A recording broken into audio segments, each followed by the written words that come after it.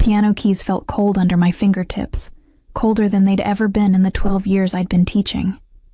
I pressed middle C and listened to the note die in the empty studio, swallowed by silence thick enough to suffocate. Outside, November rain hammered against the windows of my basement apartment in South Boston, turning the world into a watercolor blur of grays and darker grays. My phone buzzed for the 14th time in an hour. Yuri. Again. I'd stopped answering 3 days ago, after the 8th voicemail where his voice cracked with fear he tried to mask as bravado. 22 years old and still so stupidly convinced he could fix his mistakes by making bigger ones. The borrowed money had started small, he'd sworn. Just enough to cover rent after he'd lost his job at the warehouse. Then the interest had compounded. The threats had escalated. And now my baby brother, the only family I had left since our parents died in that factory fire 6 years ago, had gotten himself tangled with the kind of people who didn't accept payment plans. The Morozovs. Even thinking the name made my chest tighten. In Boston, you didn't say that name out loud unless you were ready to deal with consequences. The Morozov family controlled everything from the docks to the construction unions, from the judges who looked the other way to the police who somehow never quite managed to make charges stick. Alexei Morozov, the recently crowned heir after his father's death, was rumored to be even colder than the old man had been. I'd seen him once, from a distance, at a charity gala where the private school I taught at had performed. He'd stood apart from the crowd, tall and broad-shouldered in a black suit that probably cost more than I made in 6 months. His dark hair swept back from a face all sharp angles and harder edges. His eyes, even from across the room, had been unsettling. Not brown, not black, but something in between, like frozen earth in winter. He hadn't smiled once the entire evening. My phone buzzed again. This time it wasn't Yuri's number. Unknown caller. My hand trembled as I answered. "Hello? Miss LeBlanc." The voice was smooth, accented faintly with something Eastern European. Not a question. He knew exactly who I was. "My name is Dmitry Morozov. I believe you know why I'm calling." Ice flooded my veins. "Where's my brother?" "Yuri is safe, for now." A pause, deliberate. "He owes our family a considerable sum. $140,000 plus interest accumulated over the past 7 months. The number hit me like a physical blow. I gripped the edge of my piano bench, knuckles white. "That's impossible. He told me 20,000. Your brother has been optimistic in his accounting." I heard the smile in his voice, cold and sharp. "The question is not the amount, Miss LeBlanc. The question is how we proceed. Yuri cannot pay. This we both know. His earning potential is, shall we say, limited." "I'll pay it back." The words rushed out before I could think. "I have some savings, maybe 10,000. I can get a second job, work out a payment schedule." "We are not a bank, Miss LeBlanc." His tone hardened. "We do not offer payment schedules to those who steal from us. Your brother understood the terms when he accepted our money. Steal." The word made my stomach turn. "Please, he's just a kid. He made a mistake." "A costly one." Another pause.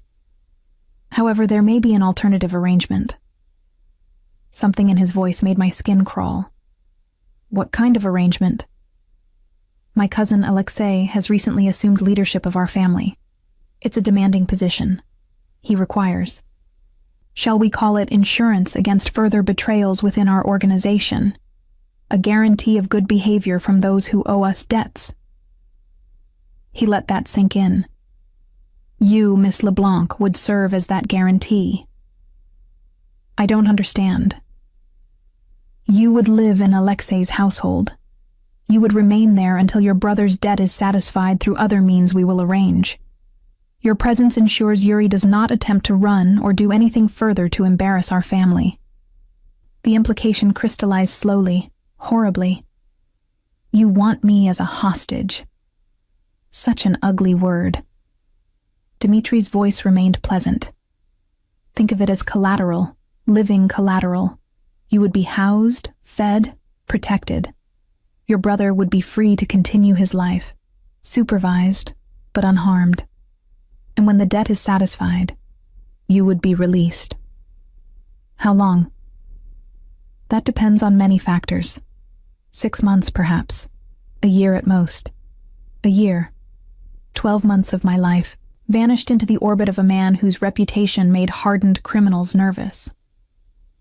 I thought of my students, the 8-year-old prodigy who just started Chopin, the teenagers I tutored after school, who needed someone to believe they were worth more than the neighborhood expected. I thought of my basement apartment with its cracked tiles and reliable radiator, the life I'd built note by note from nothing after our parents died. Then I thought of Yuri, his crooked smile that matched our father's, the way he still called me Risa, like he had when he was 5. The promise I'd made to our mother the night she died, her hand crushing mine in that hospital bed. Take care of your brother. When? My voice sounded hollow. A car will arrive for you tomorrow at 6 p.m. Pack lightly.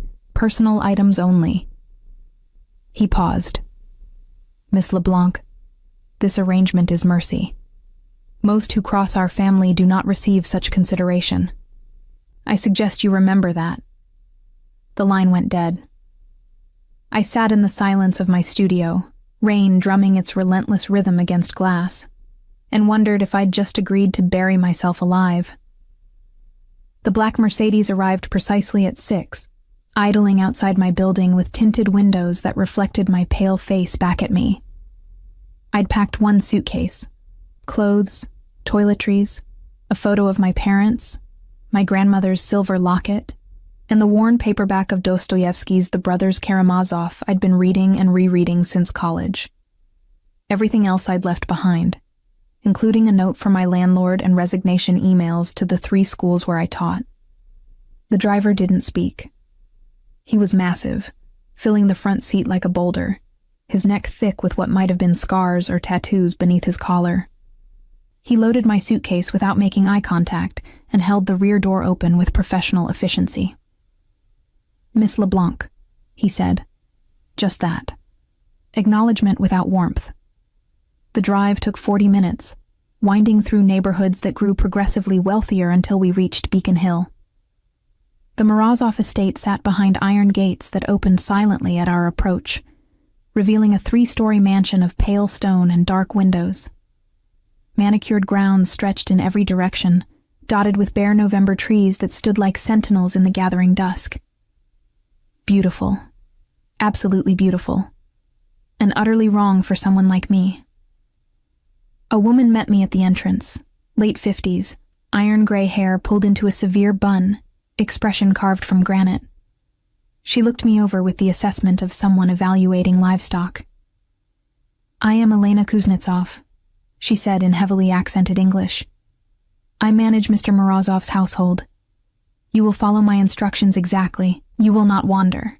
You will not disturb Mr. Morozov. You will be invisible unless called upon. Do you understand? Yes. Yes. What? I swallowed. Yes, ma'am. A microscopic nod. Better. Come. She led me through hallways that smelled of lemon polish and old money, past rooms I caught only glimpses of, a library with floor-to-ceiling shelves, a formal dining room with a table that could seat 20, a sitting room with furniture that belonged in a museum. Everything was pristine, untouched, as if the house were a stage set rather than a home. My room was on the 3rd floor, at the end of a long corridor. Small but not cramped, with a single bed, a dresser, a writing desk by the window that overlooked the back gardens. The walls were cream-colored and bare. Anonymous. Like a high-end hotel room designed to be forgotten. Dinner is at 7 in the staff dining room. You eat with the household staff. Breakfast at 6. Lunch at noon. You do not take meals in your room.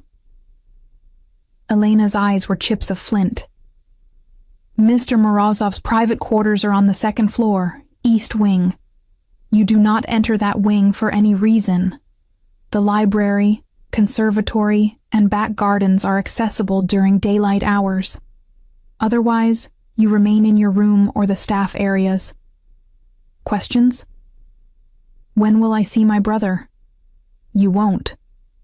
She said it flatly, without sympathy. Part of the arrangement is no contact.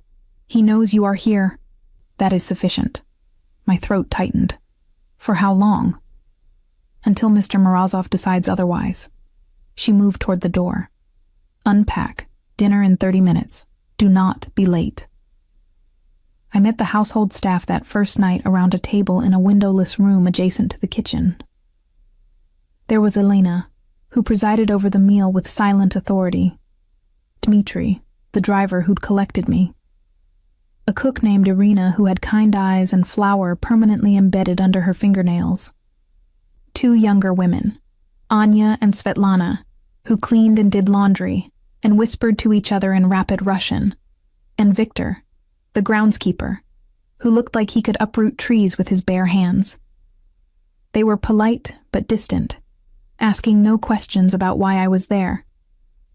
In their world, I suspected, it was safer not to know.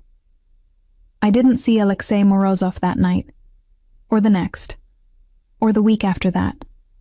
He was a ghost in his own home, departing early and returning late, his presence marked only by the sound of doors closing, by Elena's sudden tensing when his car pulled up the drive, by the way the household rearranged itself around his invisible orbit.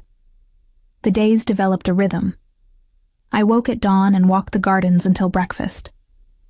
The November cold was bitter but clean, scrubbing my lungs of the stale air of captivity. After breakfast, I was left largely alone, so I gravitated to the library. Vast, beautiful, filled with books in at least 6 languages, many of them first editions that probably cost more than my annual salary. I read because it was the only thing that kept me from thinking too hard about the bars of my gilded cage. It was in the library, 2 weeks into my captivity, that I first heard them. Children's voices, high and bright, echoing from somewhere below. I followed the sound to a door I'd assumed was a closet, but which opened onto a narrow staircase descending to what must have been servants' quarters in an earlier era. At the bottom, I found a large common room where Irina sat at an old upright piano, her young daughter and son beside her. The girl, maybe 9, was attempting to pick out "Mary Had a Little Lamb" with 2 fingers. The boy, younger, watched with rapt attention.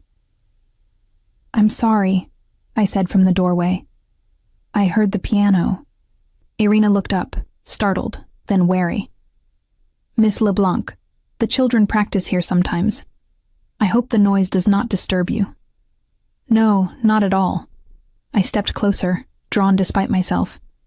"I teach piano, taught," I corrected. "May I?"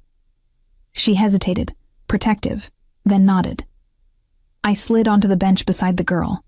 Natasha, Irina introduced her, and showed her how to curve her fingers, how to let her wrist float. Within 10 minutes, she was playing the simple melody smoothly. Her smile was incandescent. "You will teach her?" Irina asked, her voice careful. "If you'd like." And so I found my purpose in that house. Every afternoon, I descended to that forgotten common room and taught Natasha and her brother Mikhail. Natasha was a natural, with perfect pitch and the kind of determination that would take her far. Mikhail had less talent, but infinite enthusiasm. Working with them reminded me who I was beneath the label of collateral, of guarantee, of living insurance against bad debts. I was still a teacher, still myself. The weeks blurred. Thanksgiving came and went, marked only by an elaborate meal I ate with the staff, while Alexei dined alone in the formal dining room. December arrived with early snow. I'd been in the Morozov household for exactly 4 months when I saw him for the first time up close. I'd been in the library, shelving books I'd finished reading, when the door opened without warning. I turned, and there he was. Alexei Morozov was taller than I'd realized from that distant glimpse at the gala. 6'3" at least, with the kind of build that came from discipline rather than vanity. Broad shoulders tapering to a lean waist, strength evident in the way he carried himself. His dark hair was shorter now, almost military in its precision. But it was his eyes that stopped me cold. Not brown, not black. Gray. Storm gray, like winter seas. Fixed on me with an intensity that made my breath catch. "You're Larissa LeBlanc." Not a question. Yes. I forced myself to meet his gaze, refusing to look away first. "Mr. Morozov, you've been teaching Irina's children." My heart stuttered. Had I overstepped? Violated some unspoken rule? Yes. "I'm sorry if..." "Don't apologize." He moved into the room, each step measured, predatory. "Natasha has been practicing Beethoven. I heard her this morning." I blinked. "You heard her from all the way upstairs?" "I hear everything in this house." He stopped a few feet away, close enough that I caught the scent of his cologne, something with cedar and smoke. "Elena tells me you haven't asked for anything. No phone calls, no visitors, no requests of any kind. What would be the point?" Something flickered in those gray eyes. "Most people in your position complain, demand, threaten. I'm not most people." "No." He studied me like I was a puzzle he couldn't quite solve. "You're not." The silence stretched between us, taut and strange. I should have looked away, should have lowered my gaze, shown deference, but something stubborn in me refused. "Your brother is well," Alexei said finally, "in case you wondered." Relief flooded through me so suddenly I had to grip the bookshelf for balance. "Thank you. Don't thank me. It's not kindness. It's insurance." His voice hardened. "You stay compliant. He stays safe. That's the arrangement." "I understand." "Do you?"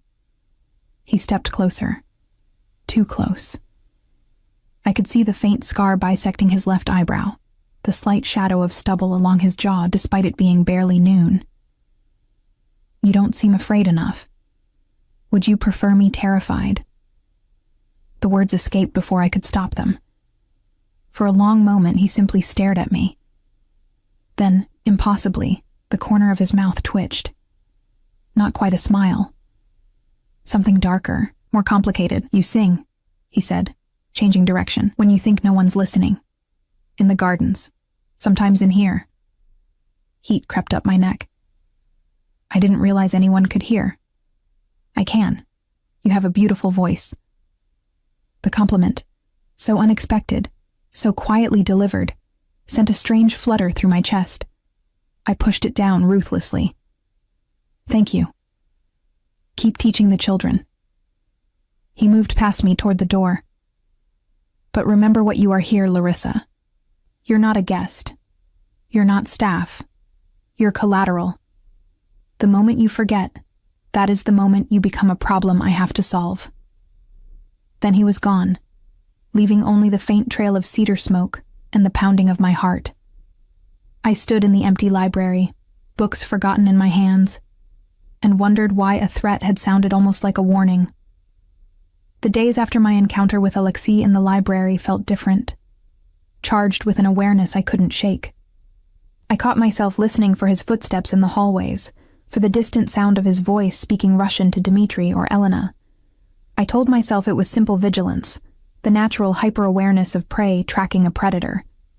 But that didn't explain why my pulse quickened when I heard his car pull up the drive at night, or why I found myself wondering what he did in those private quarters I was forbidden to enter. He'd said he heard everything in this house, which meant he'd heard me singing.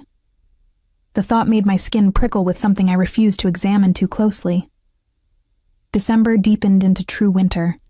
Snow blanketed the gardens in silence, transforming the estate into something from a Russian fairy tale. I continued my routine.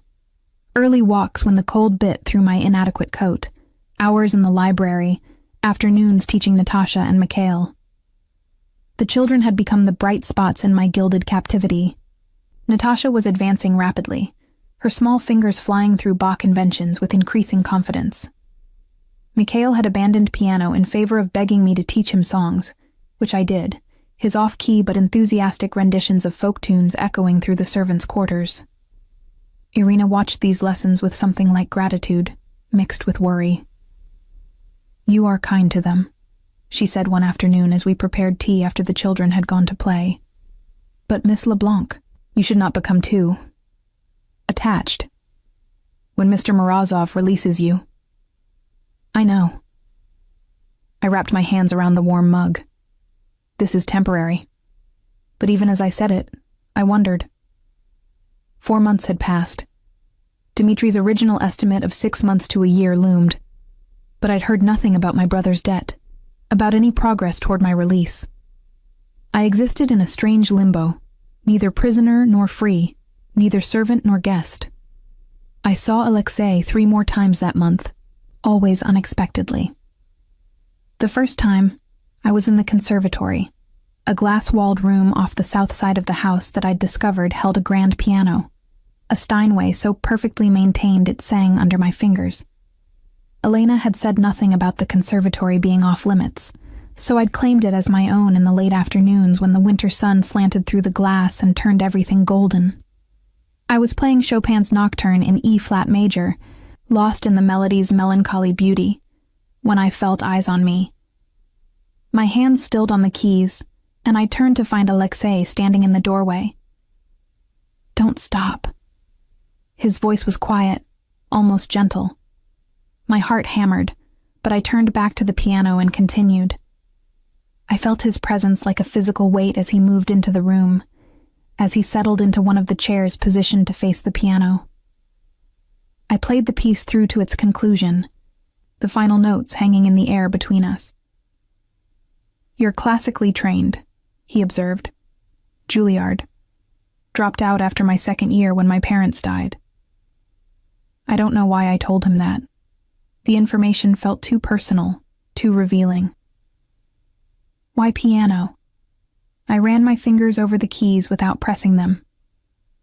My grandmother was a concert pianist in Moscow before she emigrated. She taught me that music was the only language that couldn't be taken away, no matter what else you lost. Wise woman. She died when I was 12. But yes, she was. Silence settled between us. Not uncomfortable exactly, but weighted with unspoken things. I risked a glance at him.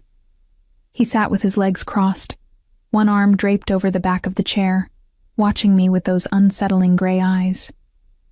In the golden afternoon light, he looked younger than his 34 years, almost contemplative. "Dimitri says you've asked for nothing," he said finally. "No phone calls, no letters to your brother, no request to leave the estate even for a supervised walk outside the grounds. What would be the point? You've made it clear what I am here. Asking for privileges seems like a waste of breath. Most people in your situation would ask anyway. Bargain. Try to negotiate better terms." I met his gaze steadily. "I'm not most people." "No." Something flickered across his face, too quick to read. "You're not." He stood abruptly, the moment breaking. "Play something else." It was a command, not a request. But something in his tone made it feel less like the order of a captor, and more like, I didn't know what. I chose another Chopin piece, a waltz this time, lighter and more playful. I felt him listening, felt the quality of his attention like a tangible thing. When I finished, he was gone. No goodbye, no acknowledgement. Just the faint scent of cedar smoke lingering in the air. The second time I saw him was less peaceful. I'd woken in the middle of the night to raised voices somewhere below. Not quite shouting, but close. I'd learned enough Russian from Irina to catch a few words. Predital, traitor, crave, blood, smirt, death. The last word made ice settle in my stomach. Against my better judgment, I crept from my room and down the stairs, following the sound to Alexei's study. The door was ajar, light spilling into the darkened hallway. Through the gap, I saw him standing behind a massive desk, his face a mask of cold fury. Dmitri stood before him, along with 2 other men I didn't recognize. "He stole from us," one of the men said in accented English, presumably for my benefit, though they didn't know I was there. "The shipment is gone. $3 million worth of—" "I know what it's worth."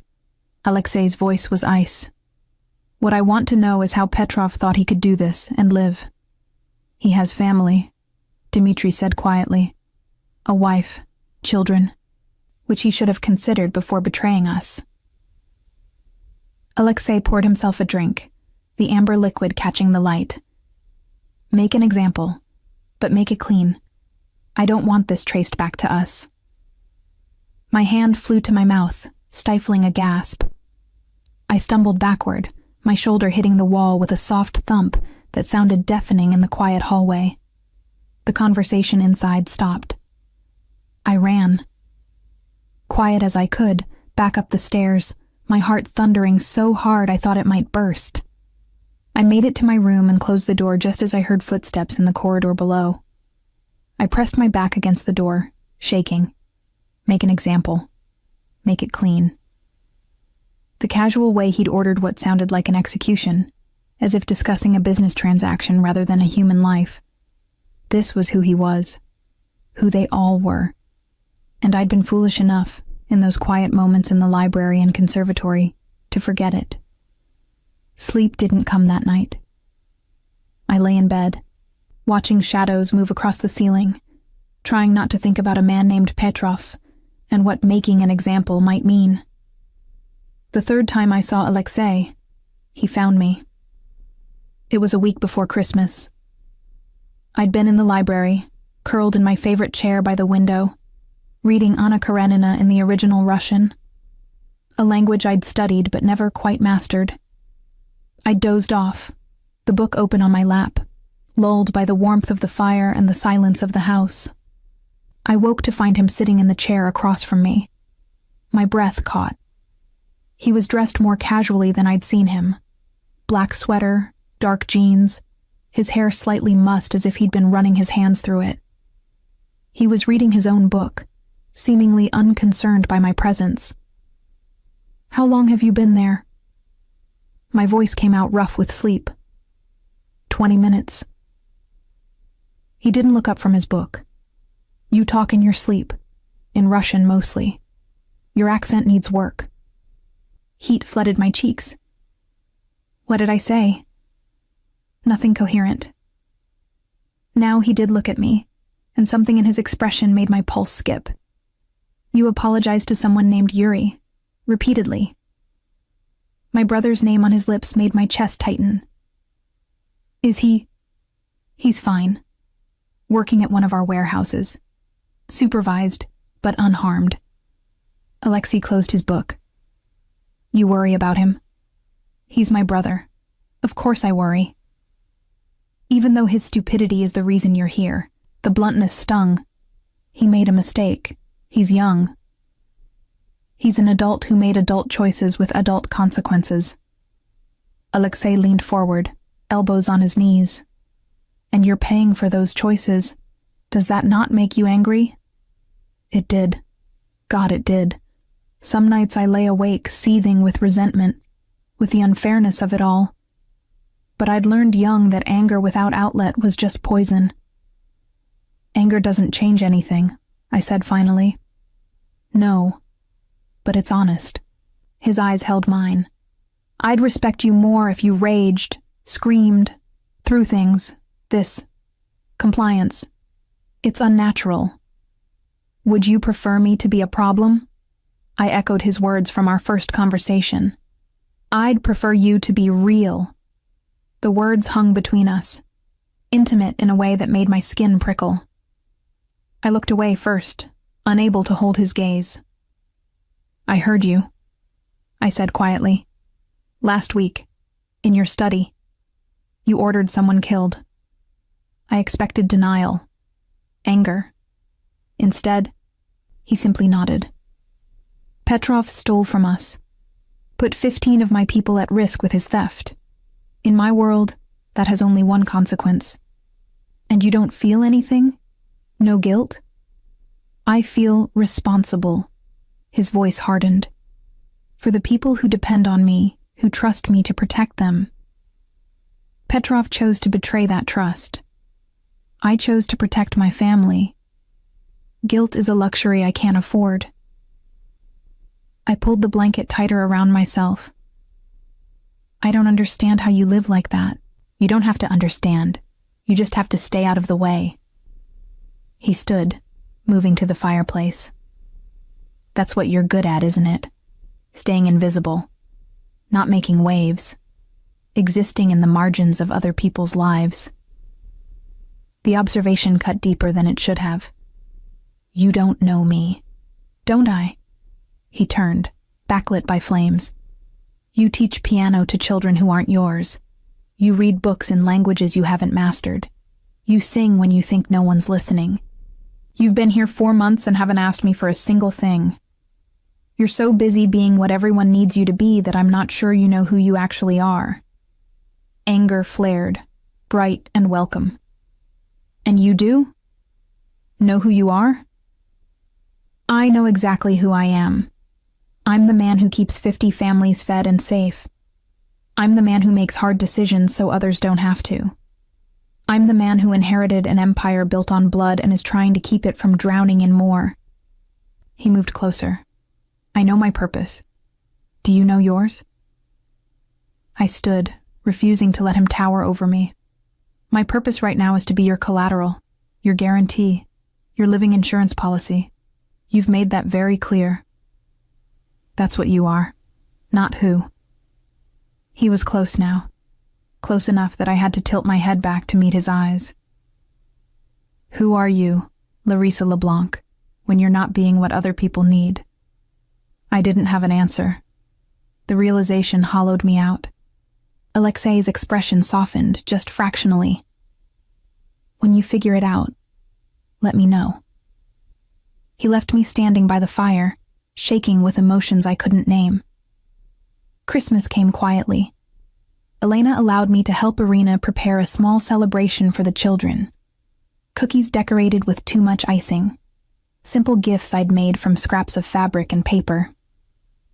Natasha and Mikhail's joy was pure, untainted by the reality of where we were, what this house represented. Alexei appeared briefly, dressed in an impeccable suit, clearly on his way somewhere important.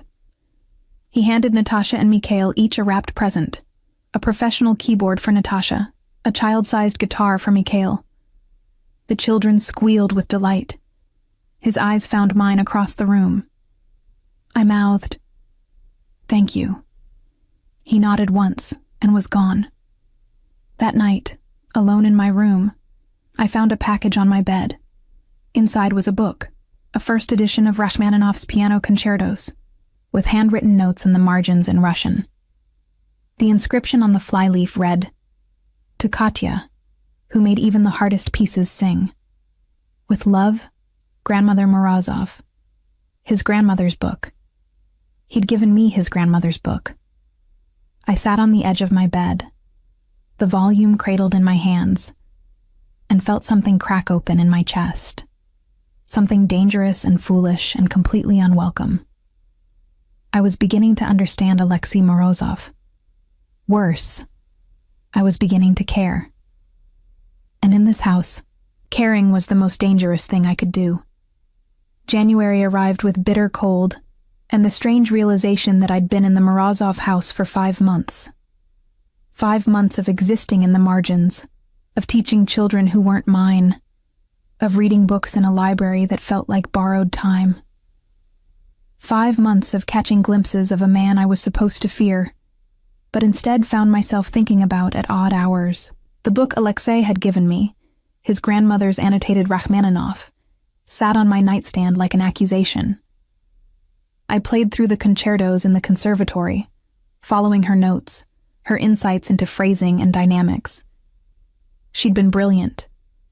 The marginalia revealed a mind that understood music not as performance, but as conversation, as prayer. I wondered if Alexei knew what he'd given me. If he understood that this wasn't just a book, but a piece of his history, his family. I wondered why he'd thought I deserved it. The household had settled into a rhythm around me. Elena no longer watched me with quite so much suspicion. Irina invited me to share tea with her after the children's lessons. Even Dmitri, the taciturn driver, had nodded a greeting when we passed in the hallway. But Alexei remained a ghost, a presence felt more than seen. I heard him on phone calls conducted in rapid Russian. I smelled cedar smoke in rooms he'd recently left. Once, I found a coffee cup still warm in the library, abandoned on the table beside a legal document in Cyrillic that I quickly stopped trying to read. It was Dmitri, the cousin who'd first contacted me about the arrangement, who broke the pattern. I encountered him in the library on a gray afternoon in mid-January. I'd been shelving books when he appeared in the doorway. His expression pleasant, but his eyes calculating in a way that made my instincts scream. "Miss LeBlanc, how are you settling in?" I set down the books I'd been holding. "Well enough, thank you. I hear you've been teaching Irina's children. How charitable." He moved into the room, his movements fluid, almost lazy. My cousin has always had a weakness for charity cases. Something in his tone set my teeth on edge. "Is there something I can help you with, Mr. Morozov?" "Dmitri, please. We're practically family now." His smile didn't reach his eyes. "I wanted to check on you. Ensure you're being treated well. After all, your comfort reflects on our family's honor." "I have no complaints." "No?" He picked up a book from the table, examining it with feigned interest. 5 months is a long time to be separated from your life, your brother, your students. Don't you miss them? Of course. I kept my voice neutral, but I understand the terms of the arrangement. Such acceptance. Admirable. He set the book down with deliberate care. Though I wonder, does Alexei appreciate your compliance, or does he simply take it for granted? I didn't answer. Dmitri smiled. He's always been like that, you know, taking things for granted. His father's empire, handed to him on a silver platter. The loyalty of men twice his age who should have inherited leadership. Even you, a beautiful, educated woman living under his roof, and he barely acknowledges your existence. The implication in his words made my skin crawl. "Mr. Morozov." "Dmitri," he corrected, moving closer. "I'm not like my cousin, Miss LeBlanc. I see you. I appreciate what you've sacrificed. If you ever need anything at all, I hope you'll come to me." Before I could respond, Alexei's voice cut through the room like a blade. "Dmitri." We both turned. Alexei stood in the doorway, his expression neutral, but his eyes hard as flint.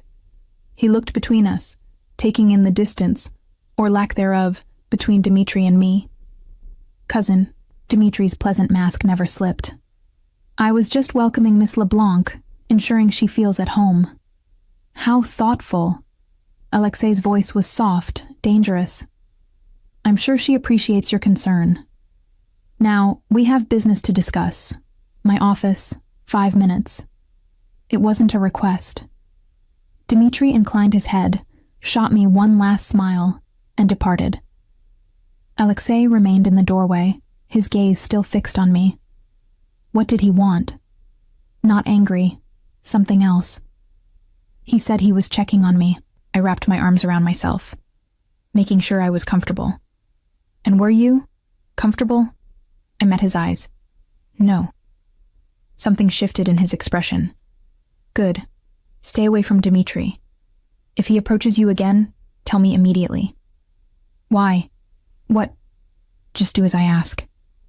He moved into the room, the energy changing. "How are the children progressing?" The abrupt subject changed through me. "Natasha is ready to perform. Mikhail is. Enthusiastic, if not technically proficient." The corner of his mouth twitched. Almost a smile. "Like his father was with the balalaika, according to Irina." You knew his father? Victor served my father for 20 years. He died protecting him. Alexei's voice was matter-of-fact, but I caught something beneath it. Taking care of his family is the least I can do. I thought of the expensive instruments he'd given the children, of Irina's secure position in his household. Acts of loyalty repaid. That's why you let me teach them, I said slowly. Not kindness. Obligation. Does it matter? The result is the same. It matters to me. He studied me for a long moment. Why? Because I'd like to think some things in this house aren't transactions, aren't just business. Everything is business, Larissa. The sooner you understand that, the safer you'll be. But even as he said it, his gaze dropped to the book on my nightstand. His grandmother's Rachmaninoff. When his eyes returned to mine, something unspoken passed between us. I should go, I said, suddenly needing distance from whatever this was. Wait. He reached into his jacket and produced a phone. Not a smartphone, but a simple flip phone, the kind you could buy prepaid. For emergencies, it has one number programmed. Mine. I stared at it. I don't understand.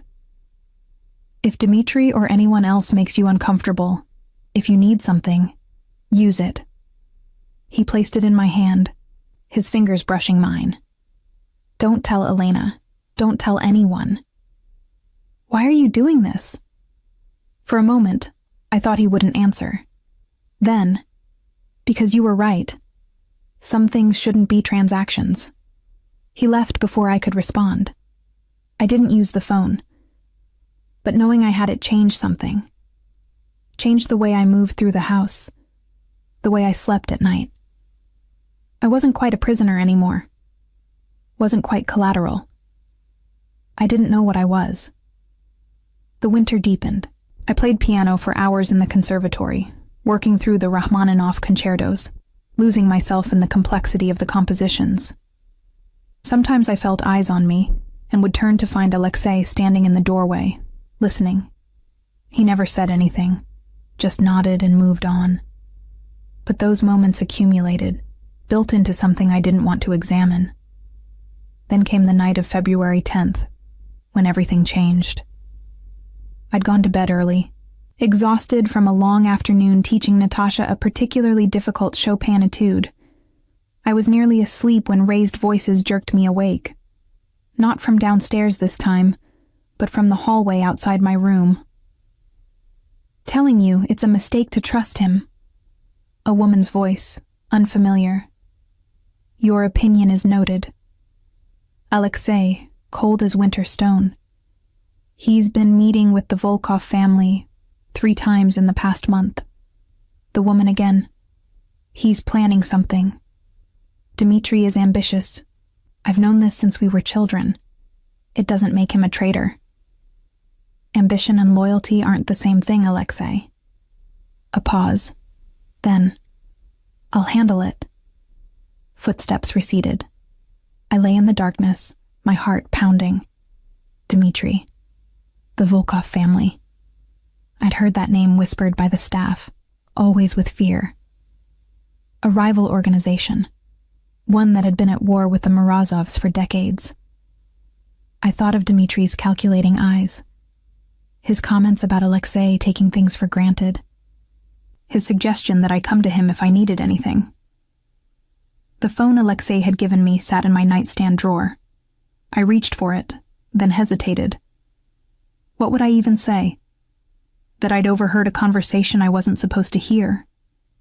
That I had a bad feeling about his cousin? I put the phone back and tried to sleep. The next 2 weeks passed in uneasy normalcy.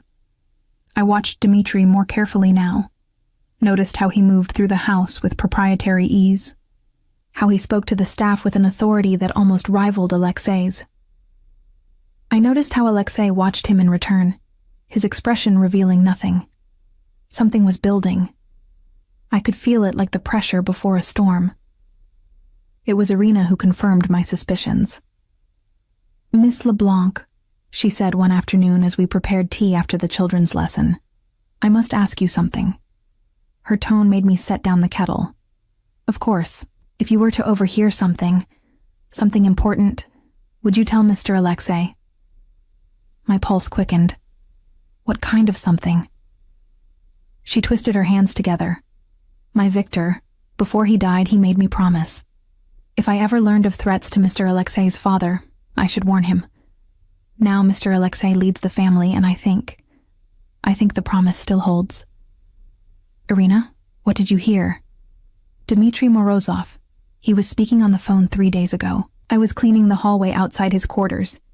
He did not know I was there. She lowered her voice. He spoke of a celebration. Mr. Alexei's birthday is in 2 weeks. There will be a party, many important families attending. And Dmitry said. She swallowed hard. He said it would be perfect timing, that no one would suspect, that by the end of the night leadership would change hands. Ice flooded my veins. He's planning to kill Alexei. I do not know for certain, but Miss LeBlanc, I am frightened. If I go to Mr. Alexei and I am wrong, Dmitry will know I spoke against him. My children, I'll tell him. The words came without thought. I'll use the phone he gave me. Dmitry doesn't know about it. Relief washed over her features. Thank you. Thank you. That night, alone in my room, I stared at the phone for 20 minutes before I found the courage to flip it open and press the single programmed number. He answered on the second ring. Larissa. Just my name, but the way he said it made my breath catch. I need to talk to you. In person. It's important. A pause. The library. 10 minutes. He was waiting when I arrived, standing by the fire, still dressed in the suit he'd worn to whatever meeting had kept him out until midnight. His tie was loosened, his jacket discarded. He looked tired in a way I'd never seen him look. What's wrong? Direct. No pretense. I told him everything. Irina's warning, the overheard phone call, Dmitry's meeting with the Volkovs, the woman's concern from 2 weeks ago. I watched his expression shift from attention to calculation to something harder, darker. When I finished, he was silent for a long moment. Irina is certain of what she heard? Yes, and I trust her. Why? He turned to face me fully. Because she's kind to you? Because she lets you teach her children? Because she loved her husband and he loved your father? Because she's been loyal to this family for 20 years? Because she's risking everything telling you this? I moved closer. And because I've watched Dmitry, the way he looks at you, the way he moves through this house like he already owns it. He's planning something. I feel it. Alexei's jaw tightened. Your feelings aren't evidence. No, but they're not nothing either. I held his gaze. You gave me this phone for emergencies. This is an emergency. He studied me for what felt like an eternity. Then, if you're wrong, if this is some misunderstanding or paranoia, then I'm wrong. But if I'm right and I said nothing, and something happened to you... I stopped, startled by the intensity of emotion in my own voice. You'd care? His voice was soft, dangerous. If something happened to me, I should have lied, should have said something neutral, safe. Instead, yes. The word hung between us, too honest, too raw. Alexei moved closer, closing the distance until we were almost touching. Why? I'm your captor. The man keeping you here against your will. The reason you've lost 5 months of your life. I know what you are. My voice shook. I've known from the beginning, but I also know. I see. I struggled for words. You gave me your grandmother's book. You bought instruments for children who mean nothing to you except that their father died protecting yours. You hear me singing when I think I'm alone. You're not just what you do. You're more than that. His hand came up to cup my face, thumb brushing my cheekbone. You're wrong. I'm exactly what I do. Nothing more. I don't believe you." "Then you're a fool." But there was no heat in it. His thumb traced my lower lip, featherlight.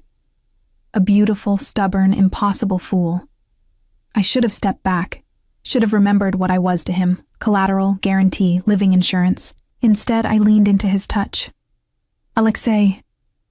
The study door burst open. Dmitri rushed in, his face pale. "Boss, we have a problem. The shipment from Gdansk." He stopped, taking in the scene. Alexei and me, standing too close, his hand still cradling my face. Dmitri's expression shifted, calculation replacing surprise. "I'm sorry. I didn't realize you were occupied." Alexei dropped his hand, stepping back. His voice was ice.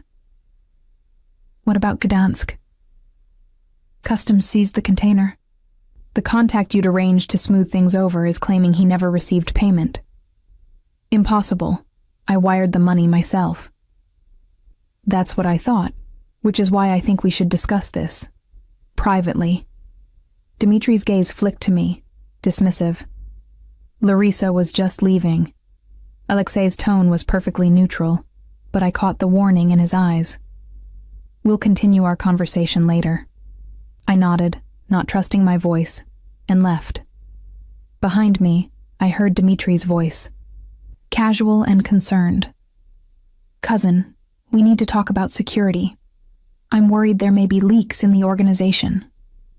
I walked back to my room on shaking legs, Irina's warning echoing in my mind.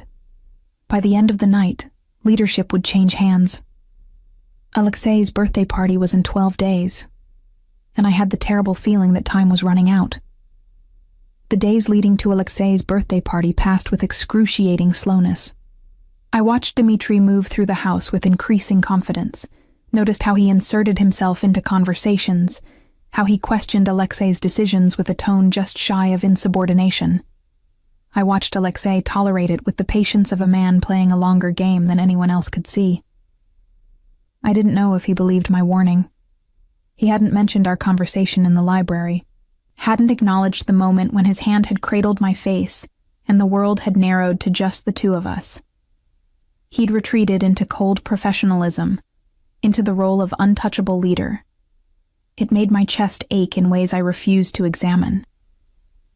The household buzzed with preparations for the party. Elena commanded an army of additional staff brought in to clean, polish, and prepare the mansion for the influx of guests. The formal dining room was opened and set with china that probably cost more than my yearly salary. Crystal chandeliers were cleaned until they sparkled. The ballroom, a room I hadn't even known existed, was transformed into something from a fairy tale. I helped where I could, grateful for the distraction.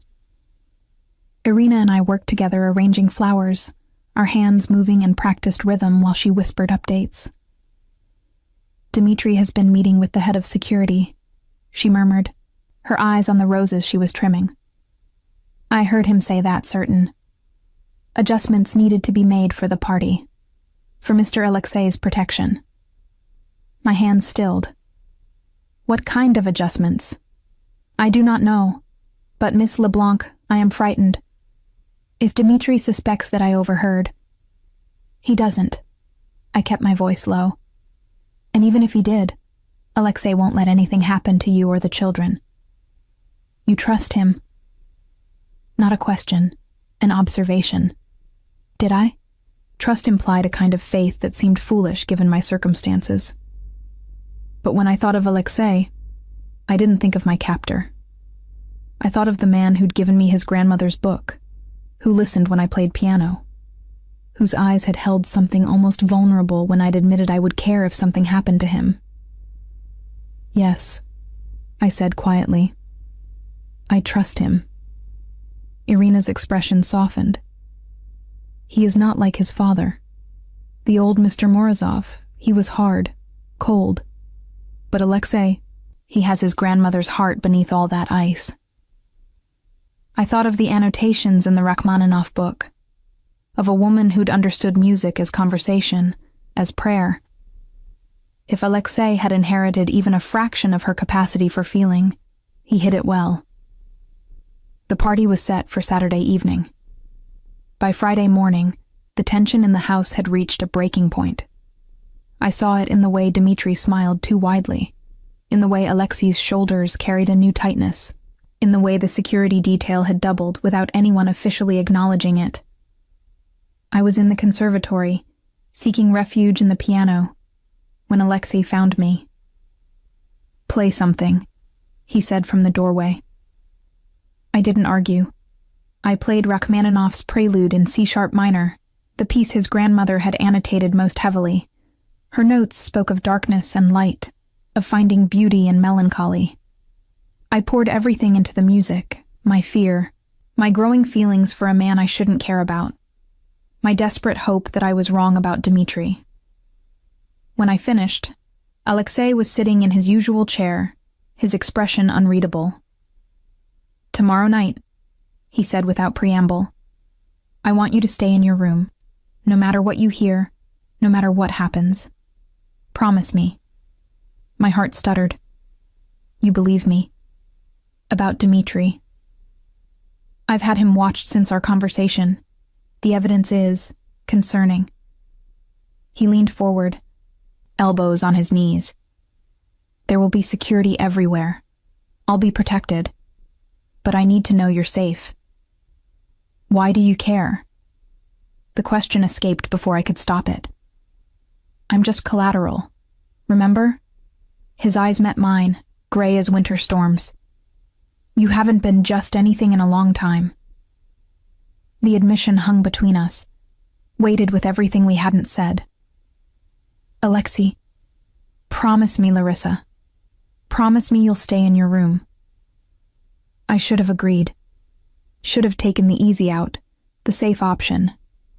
Instead, what if something goes wrong? What if you need... I won't need anything except the knowledge that you're safe. He stood, moving closer. "You've already given me the warning. You've already done more than anyone should ask of their captive. Don't risk yourself further. Because I'm valuable collateral? Because you matter." The words came out rough, almost angry. To the children. To Irina. To... He stopped, jaw tightening. "To you?" I supplied softly. He closed his eyes briefly, and when he opened them, the vulnerability in his expression nearly undid me. I don't have the luxury of allowing people to matter. Everyone who matters becomes a target, a weakness to be exploited. You've been safe precisely because no one knows what you've become to me. And what have I become? He reached out, tucking a strand of hair behind my ear with devastating gentleness. The one person in this house who sees me and still stays. I don't have a choice about staying. You have a choice about how you see me. Most people look at me and see a monster. You look at me and see... I don't know what you see. But it's not fear. I thought of all the moments I'd watched him. The careful way he handled his grandmother's book. The kindness he showed to Victor's children. The weight he carried on those broad shoulders. The burden of keeping an empire from drowning in blood. I see a man trying to be better than what he was born to, I said. A man who gave me his grandmother's book because he knew I'd understand the music the way she did. A man who's terrified that tomorrow night his cousin will try to kill him, but who's more worried about a piano teacher's safety than his own. His hand cupped my face, thumb tracing my cheekbone. "You're wrong about me, Larissa. I'm not good. I'm not redeemable. I've done things that would make you sick if you knew the full extent. I know what you are. I've known from the beginning. Then why..." His voice cracked slightly. "Why do you look at me like that? Like what? Like I'm worth saving." My breath caught. I covered his hand with mine, pressing it more firmly against my face. "Because you are." For a long moment we stood frozen, the conservatory quiet except for our breathing. Then Alexei leaned down slowly, giving me every opportunity to pull away. I didn't. His lips brushed mine, soft, questioning. I answered by rising on my toes, by wrapping my hand around the back of his neck, by kissing him with all the complicated, impossible feelings I'd been fighting for months. He made a sound low in his throat and pulled me closer, one arm banding around my waist. The kiss deepened, became something desperate and honest. This wasn't captor and captive. This was two people who'd been circling each other for months, finally allowing themselves to collide. When we broke apart, both breathing hard, his forehead rested against mine. "I can't keep you," he whispered, "even if I wanted to. You deserve better than this life, better than me. Don't I get a say in what I deserve?" "No, because you'd choose wrong." He pressed one more kiss to my forehead, achingly gentle. "Promise me you'll stay in your room tomorrow night." I wanted to argue, wanted to tell him I was done being obedient, done staying out of the way, but the plea in his eyes unmade me. "I promise." Saturday arrived with crystalline winter sunshine that felt like mockery. I spent the day helping with last-minute preparations while trying not to think about what the evening might bring. Guests began arriving at 7, their expensive cars lining the circular drive. I watched from my window as Boston's elite filed into the mansion. Politicians, judges, business owners, and others whose exact professions were deliberately vague. This was Alexi's world. Power and danger wrapped in elegant clothing, violence lurking beneath polite conversation. At 8, I heard music start below, the string quartet Elena had hired. At 9, I heard laughter and the clink of glasses. At 10, someone gave a toast. I couldn't make out the words, but I heard Alexei's name and the resulting applause. At 10:30, I heard a sound that made my blood run cold.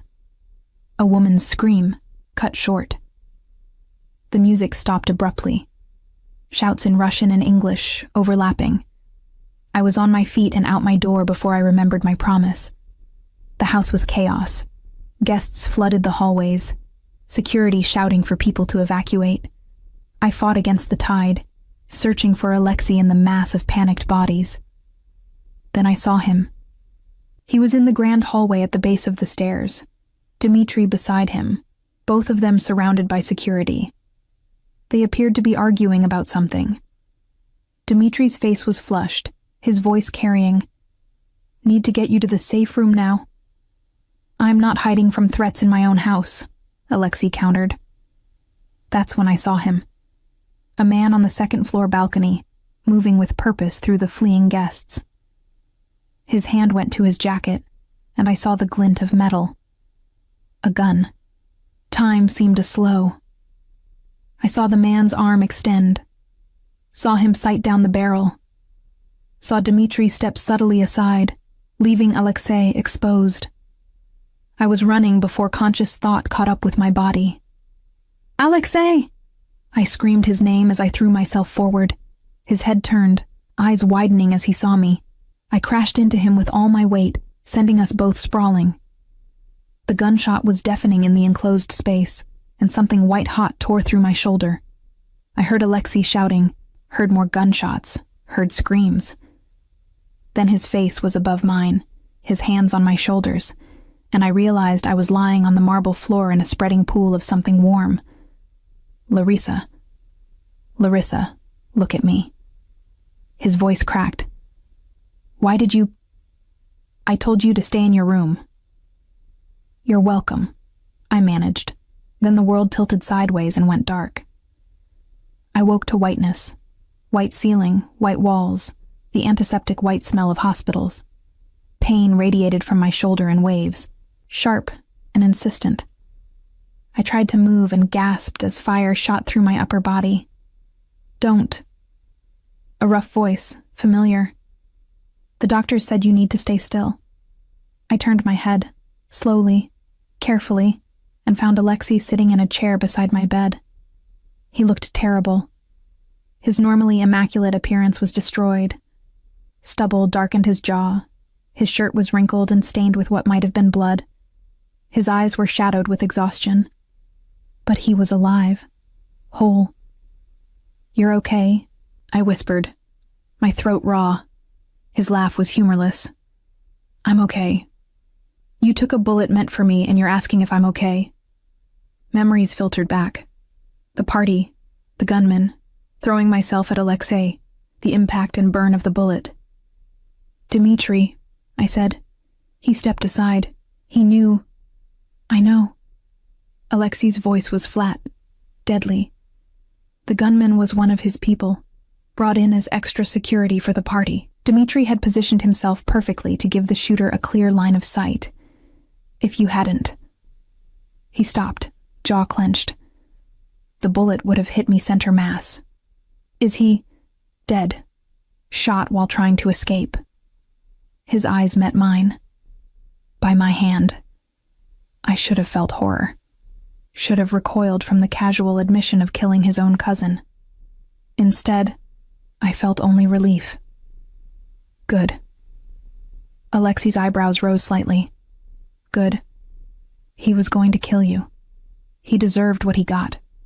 I tried to sit up and immediately regretted it as pain lanced through me. "Stop moving."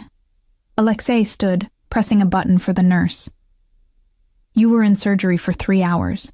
The bullet shattered your clavicle, damaged muscle and tissue. You're lucky to be alive." "How long have I been unconscious?" 2 days. He sat back down heavily, as if standing had taken all his energy. "You spiked a fever after surgery. The doctors were worried about infection, sepsis. He ran a hand through his hair, the gesture uncharacteristically uncertain.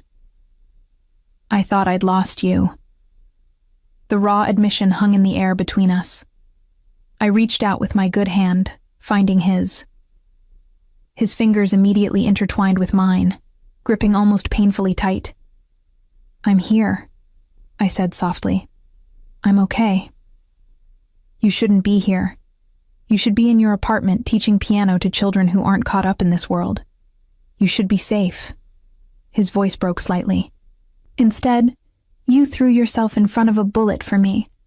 Why? Why would you do something so monumentally stupid?" "Because the alternative was watching you die." I squeezed his hand. "I couldn't let that happen." "Why not? I'm your captor. I took you from your life, held you hostage for 5 months. You gave me your grandmother's book. You listened when I played piano. You worried about a piano teacher's safety more than your own. You made me see." I struggled for words through the medication haze. "You made me see the man underneath the monster you pretend to be." Alexei closed his eyes, bringing my hand to his lips. He pressed a kiss to my knuckles, and I felt moisture that might have been tears. "You almost died, Larissa. You almost died saving me. Do you understand what that means? What you've done? I saved your life. You've ruined me." He looked at me then, his gray eyes bright with unshed tears. "Because now I can't let you go. I've tried. God knows I've tried to think of you as just collateral, just business. But you're not. You haven't been for months. And now that you've nearly died for me." His voice dropped to barely a whisper. "How am I supposed to let you walk away from this? From me?" My heart stuttered. "Who says I want to walk away?" "You should want to. Any sane person would run from what I am, from this life. Maybe I'm not sane." I managed a weak smile. "I fell for my captor. That's definitely not sane." His breath caught. "Fell?" The truth sat between us, impossible to take back. "I love you. I probably have for weeks, maybe longer. I tried not to. But Alexei, when I saw that gun pointed at you, the only thing I could think was that I couldn't lose you. Not like that. Not ever." For a long moment, he simply stared at me. Then he leaned forward, pressing his forehead to mine with exquisite gentleness. "I don't deserve you," he whispered. "I don't deserve your love or your sacrifice, or the way you look at me like I'm worth saving. But God help me, I'm too selfish to give you up. Then don't. He kissed me then, soft and careful, mindful of my injuries. When he pulled back, his eyes were wet. I love you, Larissa LeBlanc. I think I've loved you since the day I found you in the library, surrounded by books, singing under your breath. You walked into my world and made it. Lighter. Better. You made me want to be better.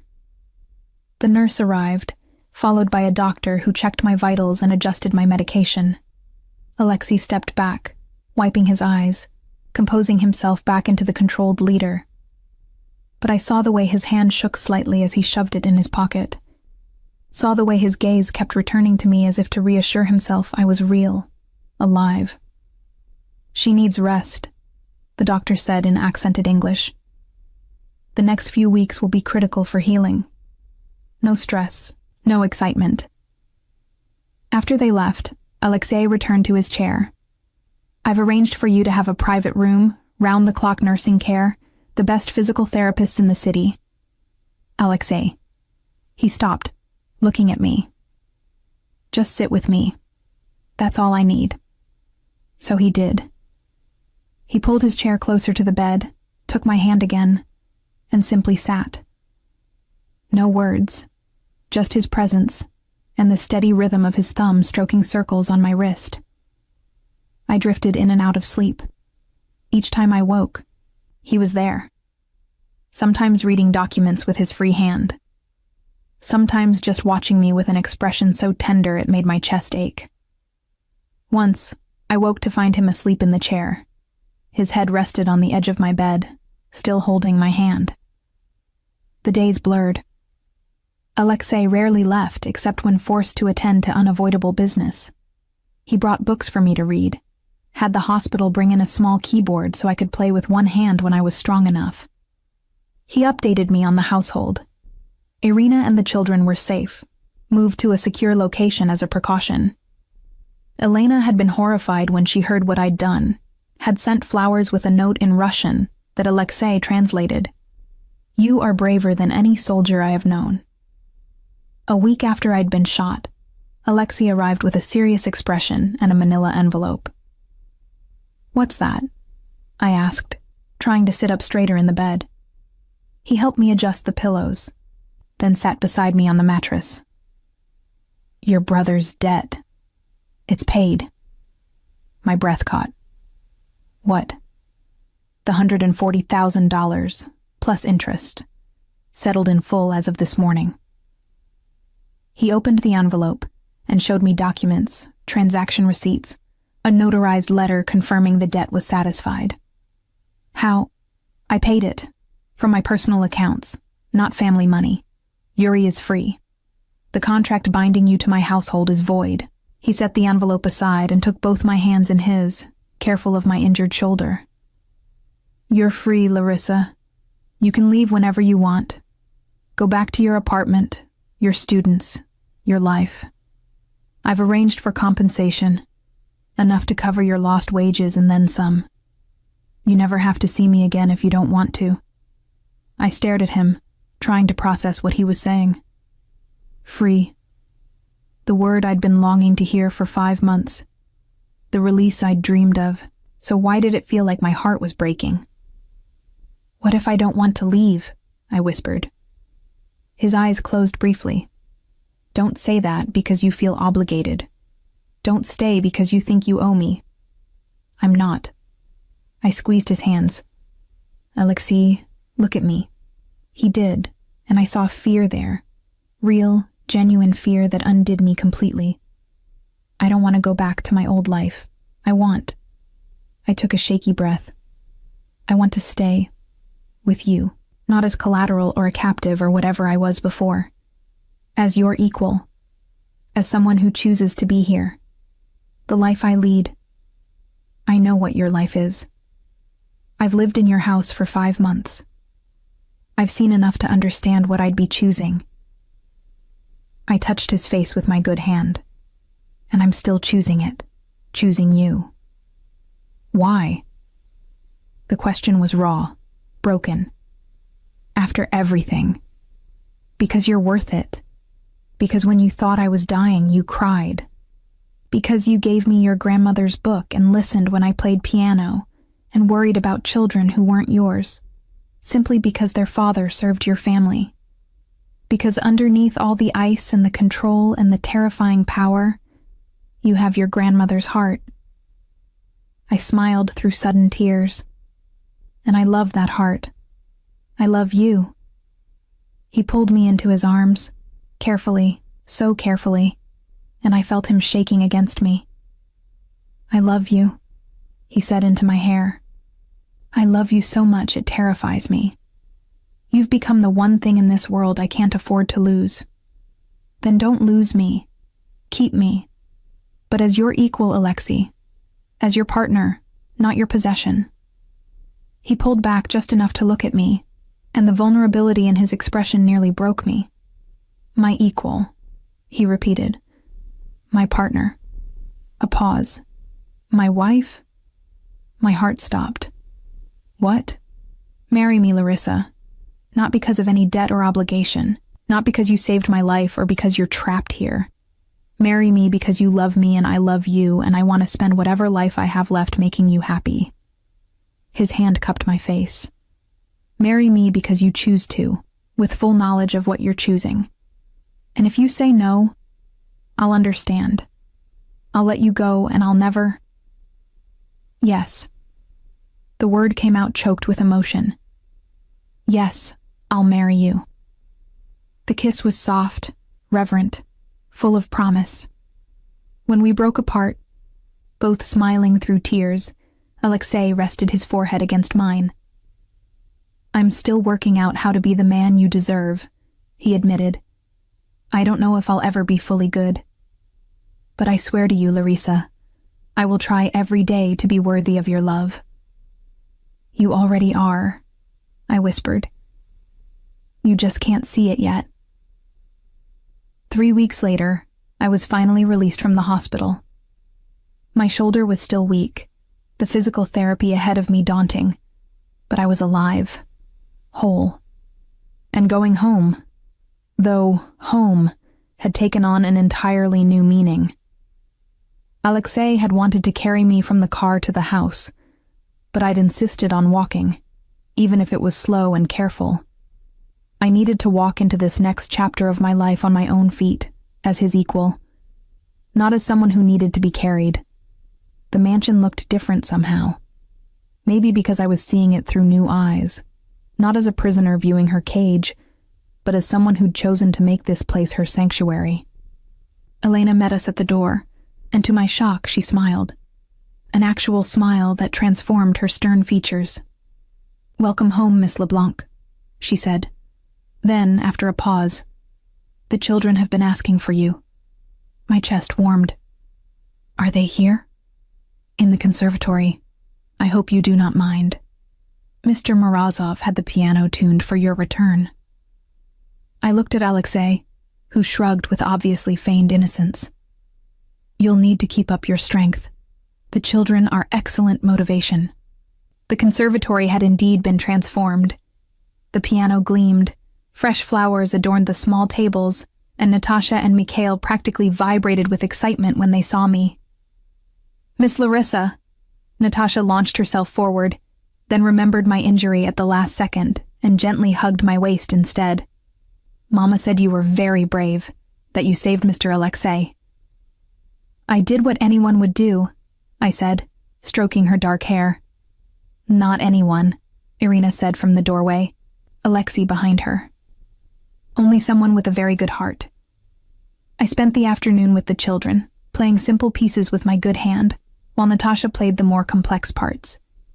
Mikhail sang along, delightfully off-key, and Alexei watched from his usual chair, that soft expression on his face that I was beginning to recognize as peace. This was what I'd chosen. This strange, complicated family that had formed in the unlikeliest of circumstances. That night, after the children had gone home and the house had settled into quiet, I found Alexei in his study.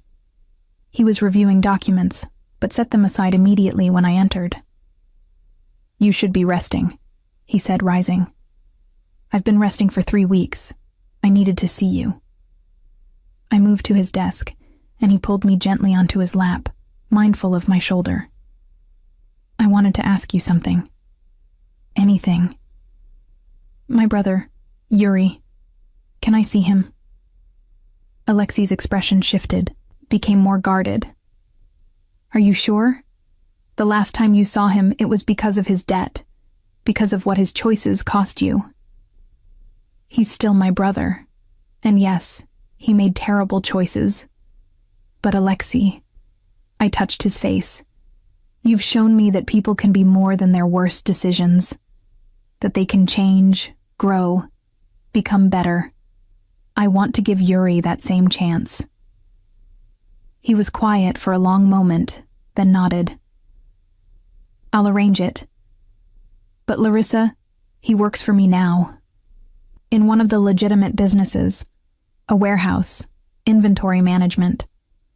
He's being watched, not because I don't trust him, but because others might target him to get to you." "I understand. Do you?"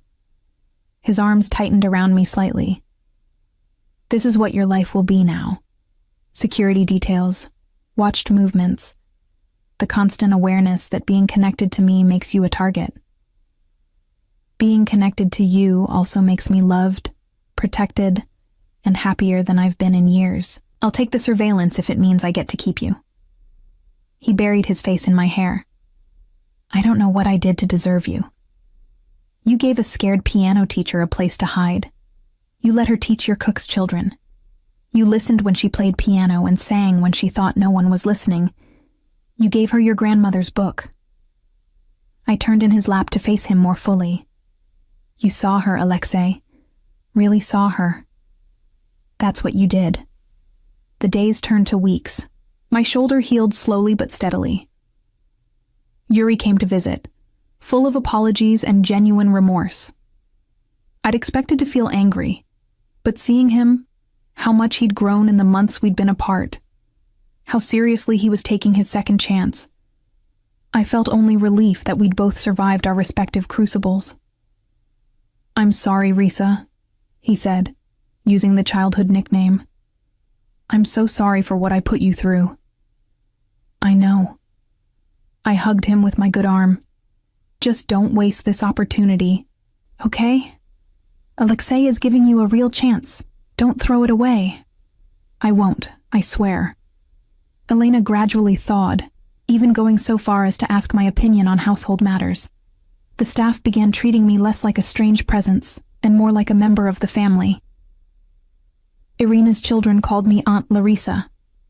Slowly, inexorably, I was weaving myself into the fabric of the Morozov household. But the moment that changed everything came on a cold evening in late March. Alexei had been unusually quiet all day, distracted during meals, distant even when we were together. I'd given him space, understanding that running an empire, even a partially legitimate one, came with pressures I couldn't fully comprehend. That night, he found me in the library, curled in my favorite chair with his grandmother's Rachmaninoff book. "Come with me," he said, offering his hand. "There's something I want to show you." He led me not through the house, but outside, to the gardens that had been my refuge during those early days of captivity. The spring night was cool, but not cold. Stars scattered across the clear sky. We walked in silence until we reached a small clearing I'd never noticed before, hidden behind a screen of trees. In the center stood a bench, new, made of dark wood with an engraving I couldn't read in the dim light. "When I was a boy," Alexei said, still holding my hand, "my grandmother would bring me here. This was her thinking place, she called it, where she came when the world became too loud, too demanding. After she died, I couldn't come here. It hurt too much. Alexei, let me finish." He pulled me gently to the bench, and we sat. I haven't been able to come here in 15 years, but tonight I realized, with you, I can. With you, I can remember her without it destroying me, because you understand what she understood. that music is conversation, that beauty matters even in darkness, that some things are worth fighting for even when the cost is high. I squeezed his hand, unable to speak past the lump in my throat. I had this bench made, he continued. Look at the engraving. He pulled out his phone, using the flashlight to illuminate the words carved into the dark wood. Russian first, then English below. For Katya, who taught me that love is the only thing worth protecting. And for Larissa, who taught me I was worth saving. Tears spilled down my cheeks. Alexei, I told you once that everything is business, that nothing happens without a transaction. He turned to face me fully. I was wrong. You proved me wrong. You gave me everything. Your trust, your care, your very life, without asking for anything in return. You saved me in every way a person can be saved. You saved me too, I whispered. You gave me a purpose when I'd lost mine. You made me see that I'd been living in the margins of my own life, being what everyone needed instead of being myself. You saw me, Alexei, the real me. And you loved her anyway. He pulled a small box from his pocket, and my breath caught. I know I already asked you to marry me in that hospital room, he said, opening it to reveal a ring, platinum with a single perfect diamond, simple and elegant. But I want to do it right this time. Not when you're injured and medicated and possibly not thinking clearly. I want to ask you when you're whole and healthy and have had time to truly understand what you're choosing. Alexei. Larissa LeBlanc, you walked into my life as collateral and became the only thing I'd die to protect. You saw past the monster I've been told I am and found something worth saving. You love me despite knowing exactly what I am, what I've done, what I'm capable of. You're brave and stubborn and impossibly kind, and I love you more than I thought I was capable of loving anyone. His voice thickened with emotion. Will you marry me? Will you choose this life, this world, me? Not because you have to, but because you want to? I couldn't speak through my tears, so I simply nodded and held out my hand. He slid the ring onto my finger with shaking hands, then pulled me into his arms, carefully, always so careful of my healing shoulder. We sat there in his grandmother's thinking place, holding each other under the stars, and I marveled at the journey that had brought us here. I choose you, I whispered into his chest. Every day, in every way, I choose us. Thank God, he murmured against my hair. Thank God.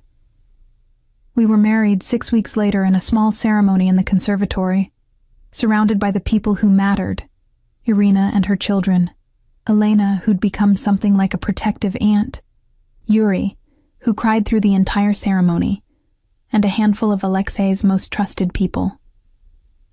I wore a simple silk dress the color of cream, carried a bouquet of the wildflowers that grew in the gardens. Alexei wore a dark suit and looked at me like I'd hung the moon. When the officiant pronounced us husband and wife, when Alexei kissed me with a gentleness that belied his reputation, I felt the final chains of my past life fall away. I was no longer Larissa LeBlanc, piano teacher, sister, survivor. I was Larissa Morozov, wife, chosen family, woman who'd found love in the most unexpected place. As we walked back down the aisle, really just the path between chairs in the conservatory, Natasha played a simple wedding march on the piano.